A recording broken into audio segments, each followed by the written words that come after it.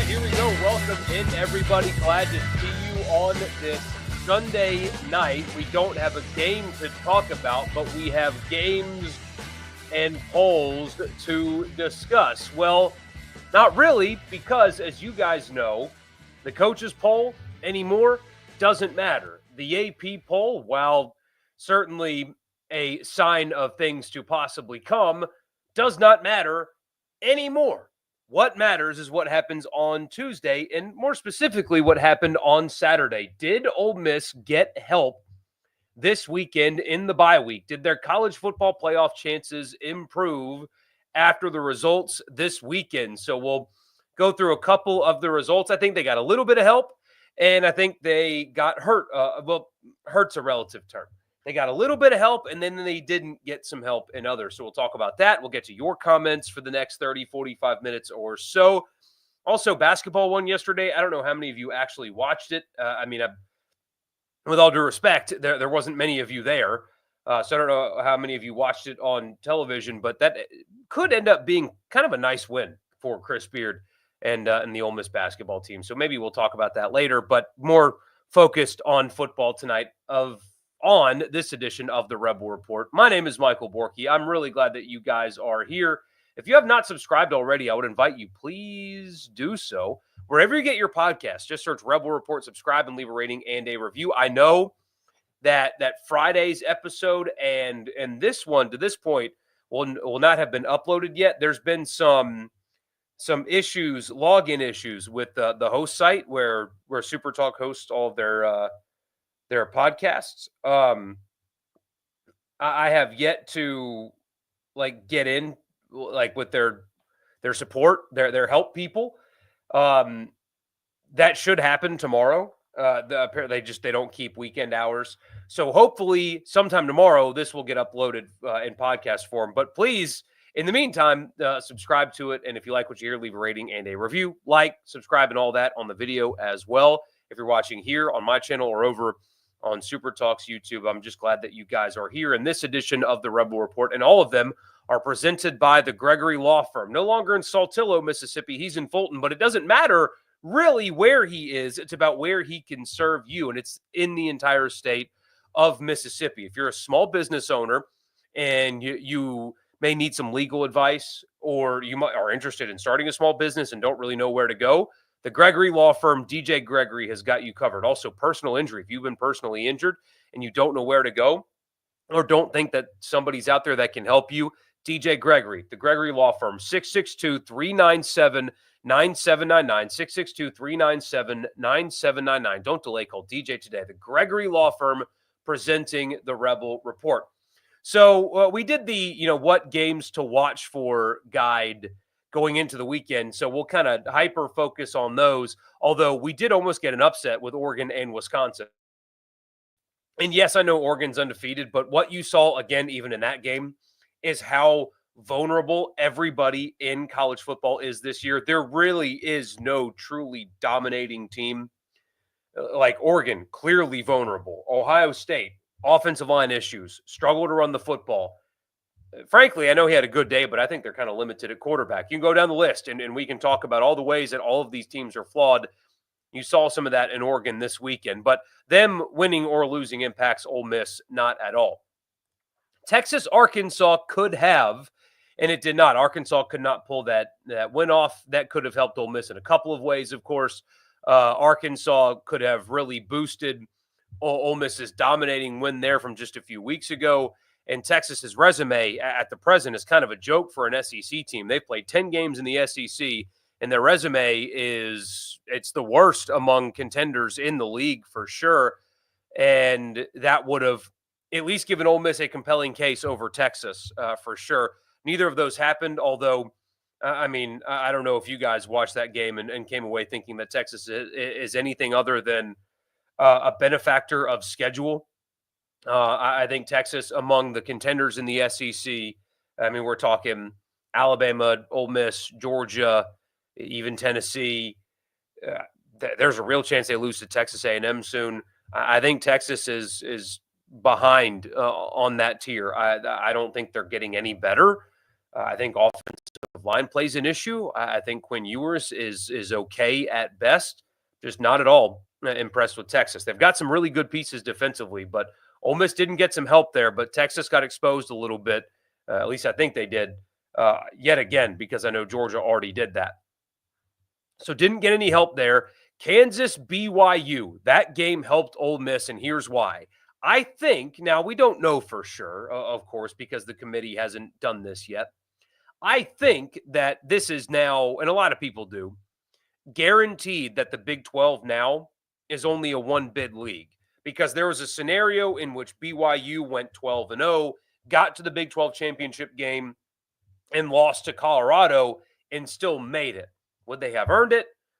I don't think so, but you guys know as well as me that that would have been pushed, and they probably would have gotten in, and two Big 12 teams would have been a bid stealer for most likely the SEC or maybe Indiana, and more on that later if we have time, definitely later in the week for sure. But BYU losing that game, I think anyway, or at least it should, logic tells you that BYU losing that game should make the Big 12 a one-bid league. And we already know, or at least we think we know, that the ACC is also a one-bid league. There is nothing Miami or SMU can do when you're looking at it just from a logic perspective that says that they would deserve to get in the playoff with a loss in the ACC championship game. I think the same thing has happened in the Big 12. So kudos to Kansas for, I think, guaranteeing the Big 12 is a one-bid league.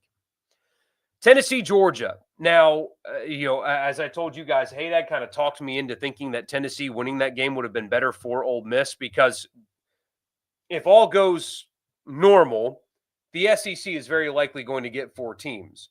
Tennessee beating Georgia would have eliminated Georgia from being one of those 4 teams. Obviously, that didn't happen. Now, I was on the side of you want the Georgia win to look good and to continue to look good, and you should be in front of Georgia, because just 8 days ago, Ole Miss beat Georgia, not in a fluky way, not in any other way besides they were better. They were better on the lines of scrimmage. They were better at quarterback. They were better at the skill positions. They were better at everything. Ole Miss was better than Georgia. And just because they beat Tennessee doesn't change that fact. AP voters disagree. And so we'll see what the committee does on Tuesday. So there may very well have been some logic behind the idea that Ole Miss fans should have wanted Tennessee to beat Georgia. I mean, either way, I think all they have to do is win their next 2 games and they're in. But still, for the sake of conversation. Didn't get any help from Virginia. That was a long shot. Anyway, Notre Dame's got a chance to lose. I mean, it's Army who's undefeated and Southern Cal on the road. Notre Dame losing one of those 2 games would be massive for Ole Miss and whoever else, because it would get one of those bid stealers in Notre Dame out of there, because they're not surviving a second loss, with Northern Illinois being their other one. Boise State won. That's fine. You don't need multiple G5 teams getting in the mix here. And Missouri, South Carolina. Sorry, I had to scroll a little bit. Missouri, South Carolina is a game we talked about. That helped Ole Miss. That South Carolina win continues to look better and better and better. I saw the breakdown and Outkick that said Ole Miss only had 1 ranked win, and that's just, objectively false. And South Carolina is going to be ranked somewhere in the top 20 after beating Missouri. What a hell of a football game that was, too, by the way. But that 24-point win for Ole Miss in Columbia continues to look better and better and better. So South Carolina, Lenora Sellers and Rocket Sanders on that final drive, I think really helped boost Ole Miss's resume. That in hindsight is a really, really big win for Ole Miss. And then finally, you got some help getting LSU out of there. Like I said, I know that Ole Miss lost in Baton Rouge, but I don't think a loss in Tiger Stadium in overtime is ever going to be considered a bad, quote-unquote, bad loss. And now the scenario that would send LSU to the SEC championship, it's over. That's gone. And so LSU is just kind of taken care of there. 1 fewer team vying for one of what I think is going to be 4 spots for the SEC. And Florida continuing to improve. If Ole Miss should take care of business on Saturday, that will look a little bit better than you thought it would about 6 weeks ago. So overall, they got some help against South Carolina, boosted them a little bit. Florida got LSU out of there. You got some help with the Big 12 becoming a one-bid league. The Georgia win looks better for sure, but I think the pollsters are not really doing any favors on that.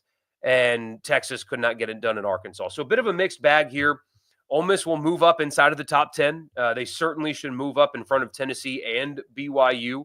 So even if Georgia jumps Ole Miss should still move up a spot to number 10 at least. They should be 9, but we'll see.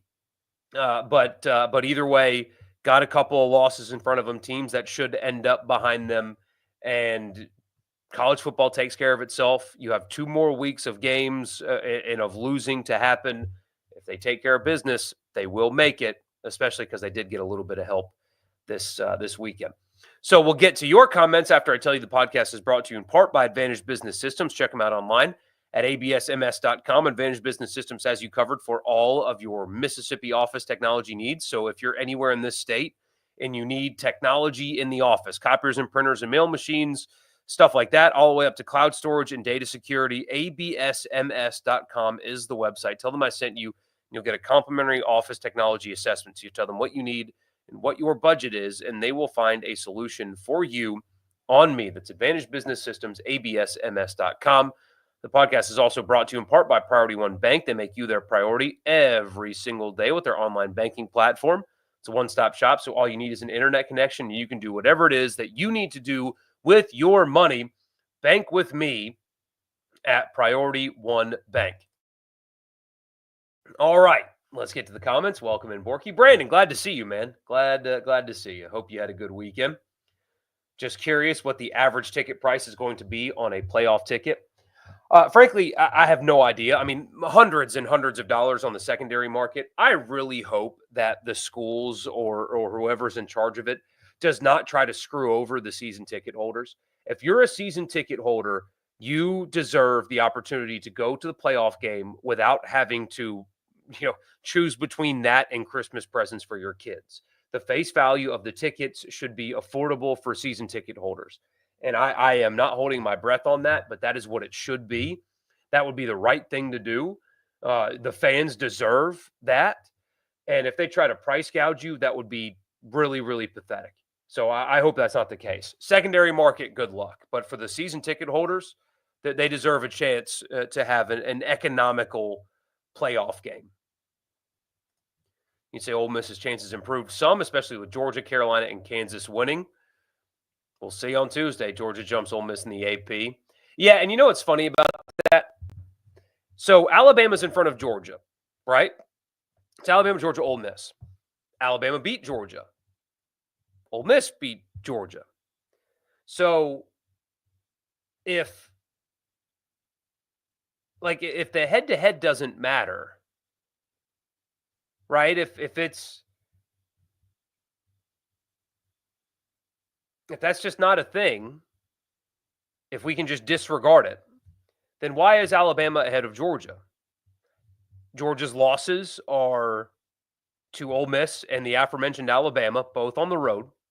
Georgia's schedule is better. They also have a win over Tennessee. They've got a dominating win on the road at Texas. Their resume is better than that of Alabama's. So why is Alabama in front of Georgia? Oh, well, because they won the head-to-head. Okay. Well, then why is Georgia ahead of Ole Miss? It makes no sense. It makes no sense at all.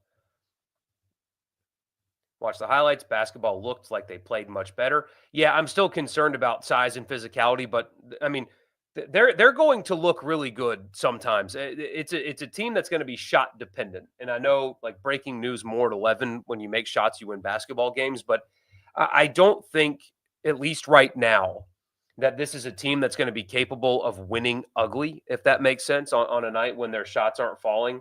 I'm not totally convinced that they'll be able to muscle and rebound and second chance points and stuff their way to wins. We'll see, but I think they're going to be a pretty shot dependent team. I think Ole Miss will be ranked 10th behind Georgia and above Tennessee and BYU. So we'll still be slotted the 11th seed.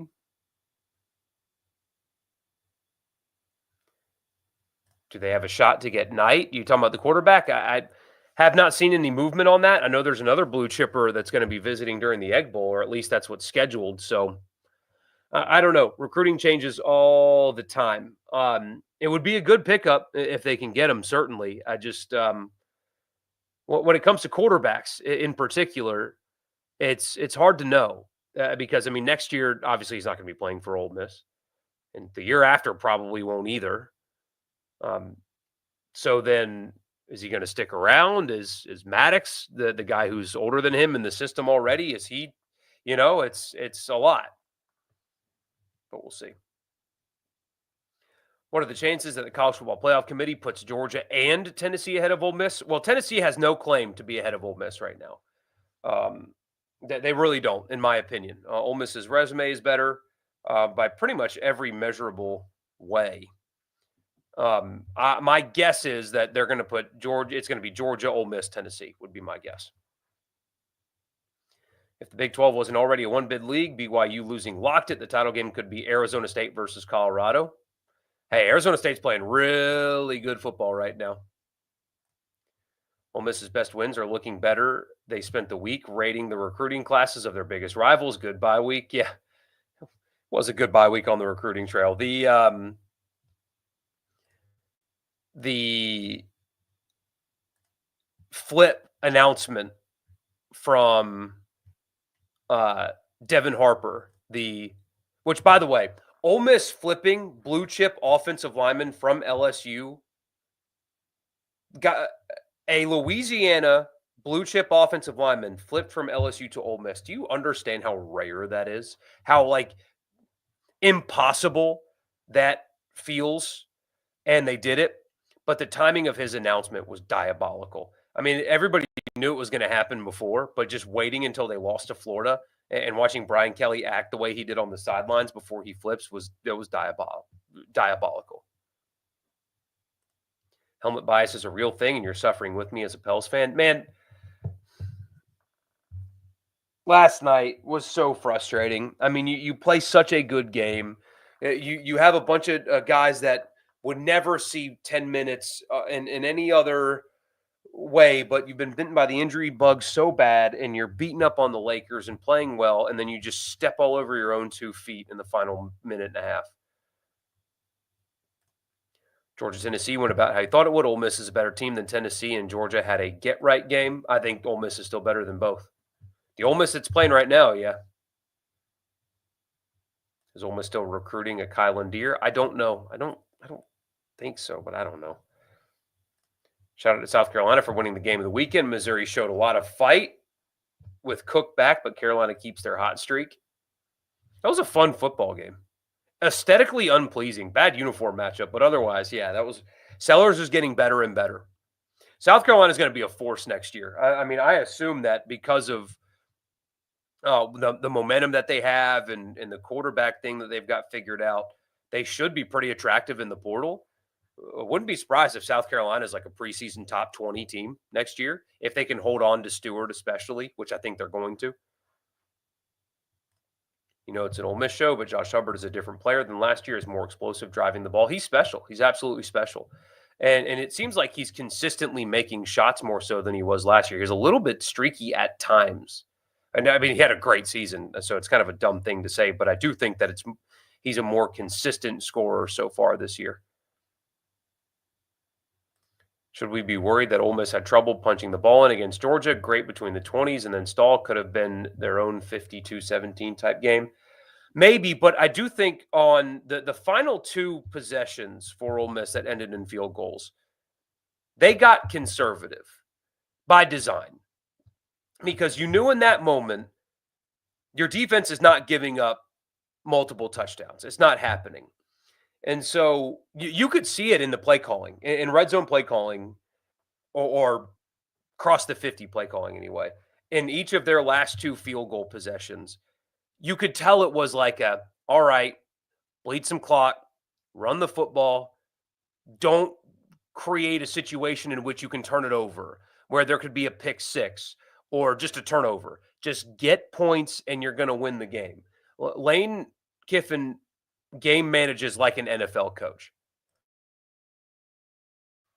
And he was given the opportunity to lean on defense, and you could tell that that was a concerted, just get points, take some time off the clock, and it won't matter kind of decision making there. So, yes, generally speaking, they have not been good there, but those last two in particular, I think that was a product of a decision to not screw it up because all they had to do was not screw it up and they were going to win the game. It's not a single team that's not beatable. I agree. Oregon is really good, but was very human Saturday. Looked like Ole Miss playing Kentucky. Yeah, and Gabriel's been good, but I do think that they're what is it? I mean, are they? I don't want to say weak. That's not the right phrase, but I do think like a physical defensive front like what Ole Miss has would really give them problems. What do I think the offense looks like with Trey Harris back in it? Has looked pretty good without him. So, what are my thoughts with him back? Does the offense just get better or do they revert? That's a big question. It's also a big question whether or not Trey will be able to come back and be healthy enough to give them 60 snaps or whatever. But you would like to believe that what they have done lately is what they will continue to do, even with Trey Harris. But yeah, I mean, there's a clear difference in how the offense has done in his absence. Now, a lot of that has to do with the fact that they're protecting much better, but it does seem like Jackson Dart's been more deliberate with where he's going with the football. And Kiffin slash Weiss Jr. called a great game against Georgia. I mean, I know like they only scored 28 points on that defense, but they called a great game. And whatever got into them in each of the last couple of weeks. And, the Arkansas thing was more Jordan Watkins just dominating, winning one-on-one matchups. But, I mean, I think that can be replicated with Trey Harris back in. It should be, especially now with the way they're protecting. What you hope is Jackson Dart doesn't immediately become laser focused on just getting Trey Harris the football because he's the best receiver. Tennessee's ground game is good, but it's clear the offense is very limited. Has been basically all season. Won't get them far if the defense can't be dominant. Georgia did a good job in protection too, didn't they? You think Texas is soft and should be out of the playoff at 10-2? I agree, but here's the problem. Then does Texas A&M jump Ole Miss with a win over Texas? I don't think they should. But do they? Are you the only one who's not thinking much differently about Florida, even with them beating LSU? It was already a must-win game, and Ole Miss matches up well. No, I don't look at it any different. The only thing that changes that game is Lagway's health, right? If it was the Joker that played against Texas, well, then Ole Miss would have won the same way Texas did, if not more. No, Lagway's going to present some problems. They're playing confident football, for sure. But LSU was on the field for, 42 and a half minutes? They just couldn't punt. They just couldn't score. But they had the ball forever. And if Florida's going to – yeah, I think that Ole Miss matches up well here, especially because that front six travels, right? It really does. But Florida's confident. They're improving. Now, they just had to play a game where their defense was on the field for 90 snaps. Pretty emotional win. I don't know. I mean, it's going to be difficult, but if Ole Miss plays their A game, they have absolutely nothing to worry about. I mean, truly, if they show up and play well, Florida cannot beat them. The only way that Ole Miss loses that game is if they show up and play the way they did against Kentucky or LSU. If they have mental mistakes, if they turn the football over, if they miss field goals, if they drop passes, that's the kind of stuff that they haven't done last week. They didn't do that in the Georgia game. How many busted coverages were there? There were almost had 3 penalties, none of which on the offense. It was raining like hell, and was there a dropped pass? I don't remember if there was. Obviously didn't miss a field goal. If they just play clean football, they're going in there and winning. That Florida cannot beat Ole Miss when Ole Miss plays to the best of their capability. LSU, on the other hand, is completely unraveled. Great look for Brian Kelly. They should be 4-5 if it wasn't for the refs at Carolina and Ole Miss beating themselves. They are very lucky that they don't have a losing record as of this moment. Very, very, very lucky. And I remember when a certain someone on Sports Talk Mississippi was shouted down by the other two because he said that Brian Kelly is the most overrated coach in college football. He's good, he's not great, and he never has been. And he's coached at Notre Dame and now LSU. The most overrated coach in college football. And I remember when I said that, I was told that I was crazy. And it was eye rolls. And no, I was right. Ball knower, me. Anyway, if Army and Boise State went out, there's a chance the Big 12 is a zero bid league, and it's possible that Army and Boise get a bye. I don't think the Big 12 would be a zero bid league in that scenario.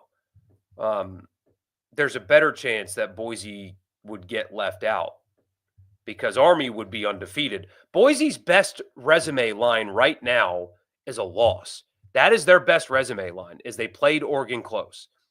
Army would have been undefeated with a win over Notre Dame. So, no, I don't think they both would get in. I truly don't. I think Army would pass them. And they would just be barely on the outside looking in, would Boise State. They would not have earned it at that point. Again, their best resume line would be a loss. That doesn't deserve an at-large bid in the 12-team playoff. You saw Fowler and Kirk say on the broadcast that last week Georgia was having an outlier fluke game. I've seen that more and more and knew this narrative would start eventually. What garbage that is. It's just absolute garbage. But it's the helmet. It's the helmet. It's garbage. Lenore Sellers is going to be a major problem going forward. He's gotten better and better, and he's just a freshman. And his size with his breakaway speed is special.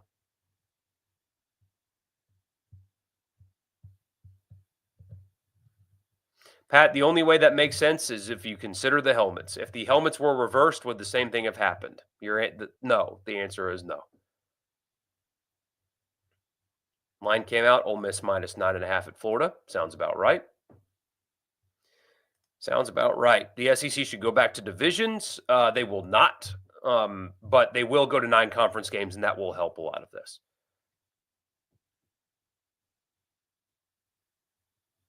Helmet bias, yes. You think Alabama's going to win the SEC regardless of who they face in Atlanta? It's hard to argue with that. Ole Miss is 2 spots behind Georgia. They are not. They're just 1 spot behind Georgia. I still think the second part of your message is accurate. I think it's BS, but Ole Miss has the single best win of any team in the conference. Texas is benefiting from a soft schedule. Beating Georgia the way they did is the single most impressive. Georgia beat Texas, my friend.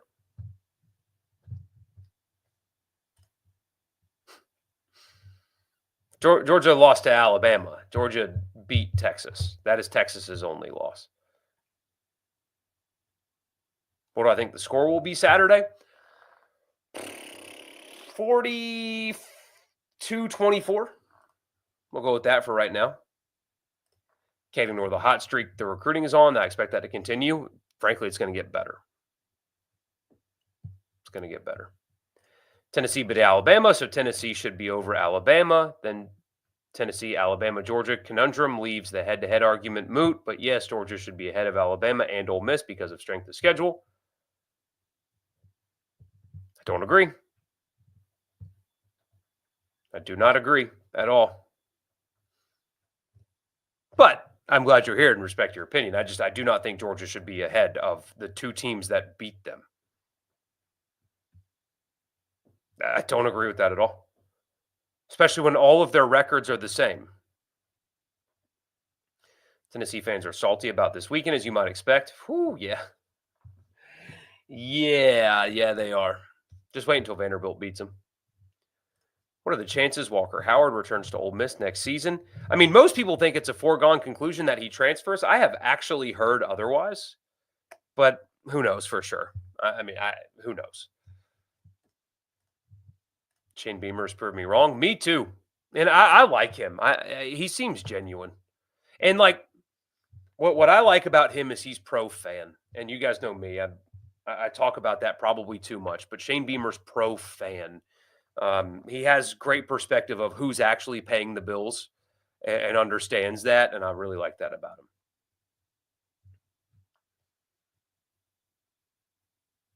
Need to be locked in the next 2 weeks. Florida can absolutely beat them. I'm sure the football team is. There, there's nothing that you guys can say here in this chat or that I will say on the radio show that will impact the outcome of the game one way or another. But I mean, if we're being honest, if Florida does not have their full attention, regardless of the LSU result, then they weren't going to win and make the playoff anyway. They know what's at stake, and there's no possible way that they could look ahead. There's no way. Naper's going to get a lot of goodwill back by beating LSU and Florida State and potentially winning a bowl game. 100%. Absolutely. Lagway returning as well. At least I think so. You mean like how all we had to do at LSU was not turn the ball over right before they turned the ball over and gave LSU their last drive that tied the game? I mean, it's a dozen little things. It's don't fumble right before the half with 20 seconds to go when he could have been taking knees, and LSU gets the ball back and kicks a field goal. It's so many of those. So Wisconsin fired Phil Longo. Great move. Fickle hiring that clown. Wisconsin should have never gotten away from what their brand was. Should have never gotten away from what their brand was, which is great offensive line, run the football, great defense. That can make them a playoff team, what, 2 out of 4 years? I mean, you win 10 games at Wisconsin, you're making the playoff. And they can do that half the time, certainly. Call me crazy, but I think Oklahoma may just give Bama a game. Probably wishful thinking, but stranger things have happened this season. Their defense is good enough to keep them in it, at least. Certainly good enough to keep them in it. I hate to tell you guys, but you should be big, big, big Auburn fans the next couple of weeks. I know how hard rooting for Hugh Freeze is around here. I can't get comfortable, by the way. Constantly moving. I know how hard rooting for Hugh Freeze is, but what a classic letdown spot Texas A&M could be in this week, by the way. I mean, you have your renewal of your massive rivalry 1 week away, and you're playing at night in Jordan-Hare. That is a look-ahead spot if I've ever heard one. The Wake Forest game was a good example of how they utilize weapons in the game. It's a good one for sure. You drove from New Jersey to see the Georgia game, worth the 18 hours. Wow. Not going to lie, a little worried about a letdown in the swamp. Boys need to be dialed in. Yeah, if it was a game that was being played, a week after the Georgia game, I could see that. But the bye week that came at a good time for them, or at least it should have anyway, to kind of recenter them and focus on what's ahead. A 10-3 Texas A&M with an SEC title loss would be interesting. I think that they would get in at that point. The committee has already said that they don't want to punish teams for making their conference championship, but we'll see. Florida beat LSU with explosive plays and destroying LSU's pass protection. Yeah, LSU had a couple of linemen out. That certainly helped. Had LSU 8-4. Looks like that's where they'll finish. You and I were in pretty lockstep on that one, if I remember correctly. Who do they got this weekend? Or do they have this weekend? They probably have one of those BS. Oh, no, they have Vanderbilt. Ooh, look out.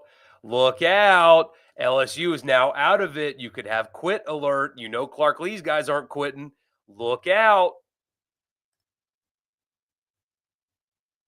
Watch out for Tulane. Yeah, that's another one that could sneak up quickly. Rebels are in for a fight on Saturday. Hope they're locked in because Lagway can sling it. Also, LSU looked completely checked out in the swamp. BK quickly on the hot seat. He goes into next year on it for sure. It's very good that he has a gigantic contract, though, isn't it? Ole Miss can only host if 5 of these teams are ranked higher. Ohio State, Oregon, Penn State, Texas, Alabama, Georgia, Notre Dame, Indiana. So, hmm. I mean, what is Penn State's resume?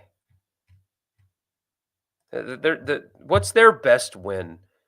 Penn State being ranked where they are is a little goofy to me. I mean, what have they done to earn that? What's their best win? Let's see.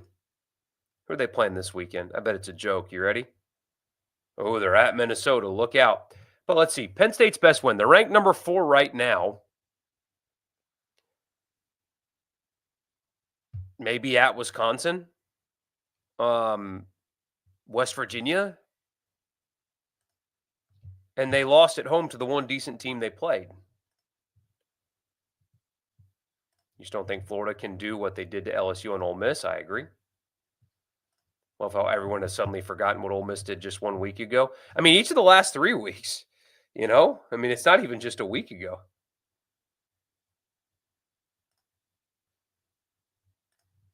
Boise could be ranked higher than Colorado or BYU, which would make them one of the 5 highest ranked conference champions. Big 12 wouldn't have one of the 5. I understand that, but if I don't think that Boise State will stay ahead of the Big 12 champion. I don't think so. I could be wrong. I truly do not think that they will stay ranked ahead of them.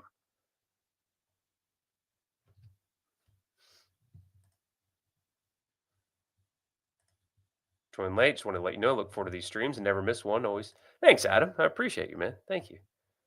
With all respect to Mississippi State, this Florida game is the last hurdle before the playoff. They will be locked in. Yes. I mean, that you guys think that Ole Miss can't run the football because they can't really?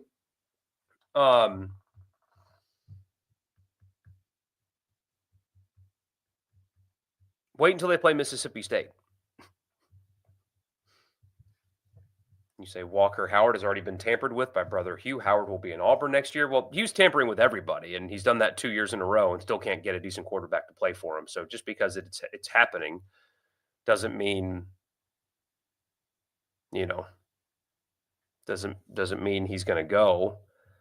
But also, I mean, wouldn't that be very typical? Hugh Freeze is going after Ole Miss's third string quarterback, and that's going to be his savior. Good luck. I believe 5 of the teams that Colorado has played are 500 or below this season. Why are they getting so much praise? Because they're winning. And, they have an electrifying player, and a lot of people in media really, I mean, Coach Prime gets engagement, but, I mean, they're winning. They're winning a lot of games. They're playing well, and they're not just winning. Like, their game control's been good lately. Imagine Ole Miss hosting a playoff game and then playing Ohio State/Oregon in the Rose Bowl would be a sight to behold. They would beat Ohio State right now. There's your take of the day. The Ole Miss that has been playing lately is better than the Ohio State that's been playing lately. For sure. For sure. Ohio State's offensive line's a mess right now. And they haven't played that front six. Worries about being flat following the bye? Oh, very little. Very little. Are we sure that Notre Dame's just going to waltz into the playoff? USC could beat them. Absolutely, they could, and I hope they do. I hope Army does. Big America guy here. How big of a letdown spot is Florida for is Ole Miss for Florida? Could be tough to come down from that high a little bit, I guess, but Florida State's so bad, and I mean, they can really ill afford to get ahead of themselves in anything. Cheer for LSU over Vandy? Why is that? I mean, I guess Vandy would make Alabama's loss look better.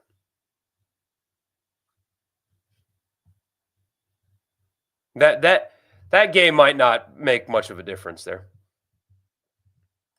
Penn State is the biggest joke in the country. Their best win is Illinois. Didn't Illinois fall out of, I mean, what are they now? I know they were ranked at one point. Oh, they're 7-3. Okay, no, I'll give them that. And they beat Michigan State this weekend. Yeah, that's Penn State's best win is Illinois.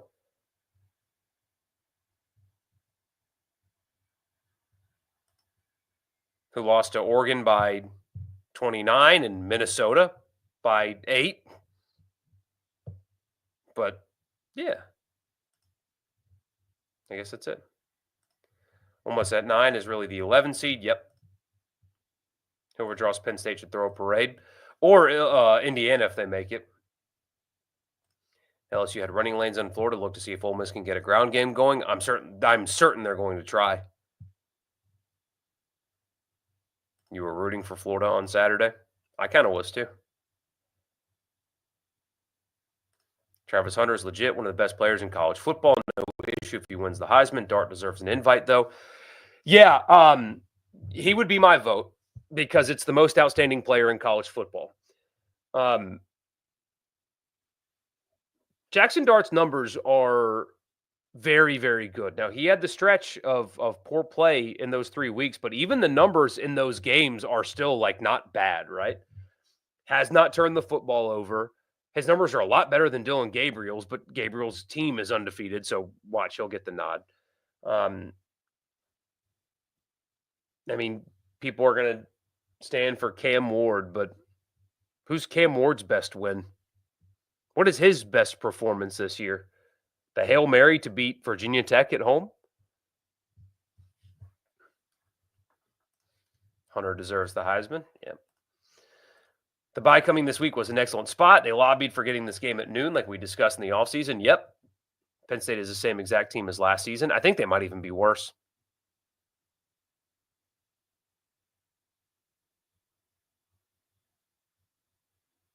Don't think Indiana's making the playoffs if they lose to Ohio State. Yeah, root for Ohio State hard this weekend. Ohio State just blow out Indiana. Just get them out.